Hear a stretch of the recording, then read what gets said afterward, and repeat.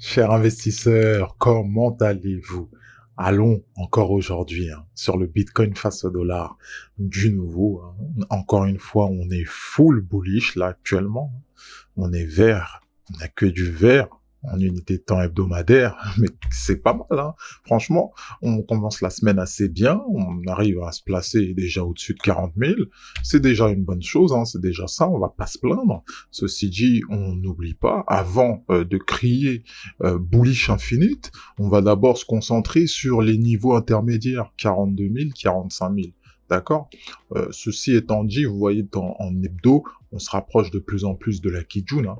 C'est encourageant. Elle est pas si loin que ça. Ça, je pense que ça va être l'objectif de la semaine. Dans un premier temps, si on devait se fier sur Ishimoku. De manière technique, avec le prix également, on pourra déterminer les 42 000, les 45 000, vous le savez.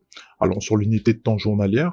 Assez intéressant également, depuis qu'on a eu notre fameuse cassure du canal baissier, qui corrélait aussi avec la cassure d'une Kijun. Mine de rien, le signal a été confirmé. J'en ai hier, haussière, on aperçoit ça et on ne peut que se réjouir, on ne peut que encourager cette démarche des acheteurs, effectivement. En analysant le prix, on se rend compte également qu'on a buté sur notre niveau des 40 800 approximativement, qui correspond également à un haut, une fameuse résistance assez importante, autour du 7 janvier comme ça, qui s'est construite et qui fait également barrage. C'est un niveau intermédiaire.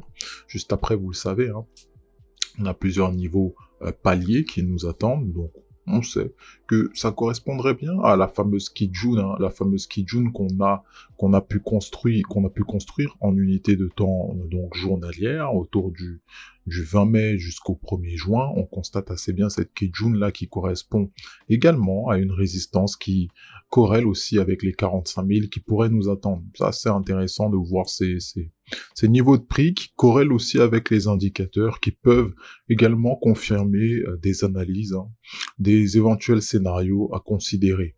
On peut également s'attarder sur la structure qui ressemble pas mal, on va le dire, à la structure qu'on a créée durant les jours précédents là.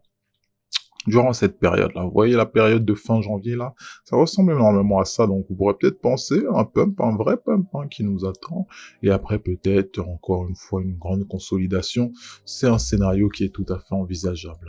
On va en unité de temps 4 heures, on s'aperçoit assez bien de l'évolution du prix au-dessus de ce canal baissier qui nous tenait depuis pas mal de temps. Ceci dit, on consolide depuis pas mal de temps là, en unité de temps 4 heures, donc ça va, on a quand même bien distribué, c'est tout à fait normal qu'il y ait une consolidation, que ce soit dans les prochains moments ou dans les prochains jours. Consolidation pour ensuite redistribuer par la suite, en tout cas c'est ce qui semblerait vouloir se dessiner. Sinon, on reviendrait peut-être tester la structure pour ensuite repartir ou la réintégrer. C'est tout simplement les scénarios qui peuvent se passer. En unité de temps 1 heure, vous apercevez également que c'est notable, assez notable de voir la consolidation, juste de manière plus précise, on l'a dit, une distribution, accumulation, on pense à une éventuelle distribution qui semblerait vouloir nous attendre. Les indicateurs, encore une fois de plus, ils traduisaient la consolidation qu'on a actuellement. Cette distribution, accumulation, traduit par l'accumulation au niveau du prix, au niveau du MACD également. Vous savez que là, on est au-dessus de 50 quand même, pour ce qui est du RSI, en unité de temps 1 heure. Mais pour ce qui est aussi notable, c'est que sur l'Ethereum face au dollar, vous remarquerez qu'on est bien plus au-dessus. Encore une fois de plus, on a dépassé les 500, c'était un objectif assez probable hier. Vous voyez quand même comment ça fait barrage. On est quand même venu les toucher, on a quand même bien distribué. On a bien distribué, on a bien accumulé, on a une bonne accumulation. Après, on a une bonne distribution, encore une fois. Vous apercevez très clairement que lorsque les 2500 ont été cassés puissamment à la hausse, on s'est retrouvé au-dessus de 2550. Là, c'était une sorte de bon start pour aller nous rapprocher au maximum des 2600. Là, on évolue au-dessus des 2600. C'est encore une fois très encourageant. L'unité temps 4 heures le confirme également avec une cassure de nuages. Donc, cette corrélation est très pertinente. Encore une fois, on attend de voir les 4 heures dont vont se terminer dans pas mal de temps là, en 2 heures environ. Donc vous constatez constaterai qu'à la clôture de cette bougie, on pourra espérer un début de regain véritable sur l'Ethereum. Donc l'objectif, vous le savez très bien, je pense que c'est assez clair avec ça. Quel est le niveau qu'on va aller chercher durant cette semaine? Quelle va être la target selon vous? Il s'agit des 2900. Je pense que c'est évident pour tout le monde. On le voit depuis pas mal de temps, ça tape une fois, deux fois, trois fois, quatre fois, donc on est approximativement autour de ces niveaux-là. C'est tout simplement les objectifs qu'on va aller chercher. Donc on s'y attarde. Là, la cassure du nuage elle est encourageante pour la poursuite vers cet objectif.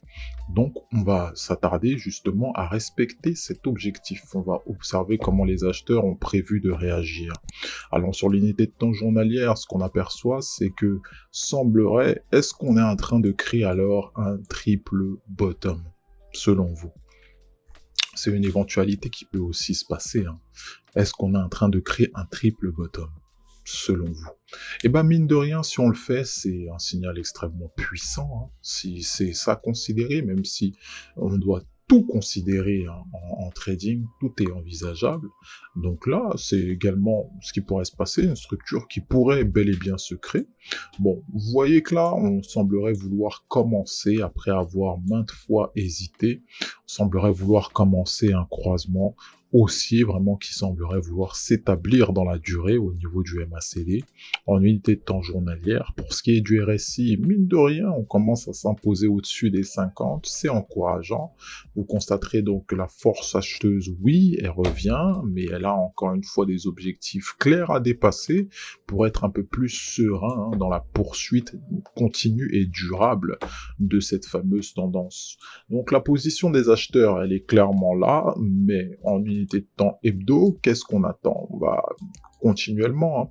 En plus de viser les 2900, on a comme sur le Bitcoin des niveaux intermédiaires, c'est-à-dire que là, on va devoir essayer de passer dans un premier temps les 2700, d'accord? Où ça semble assez logique que ce soit un objectif de la journée. Ça correspond naturellement à l'ouverture, la clôture de la semaine hein, du 31 mai et du 7 juin, ça tombe bien. Donc, encore une fois, quand des niveaux clairs correspondent avec des niveaux techniques comme cela, et ben, on peut très simplement faire des objectifs de la journée. On va d'abord essayer de dépasser hein, ces 2650.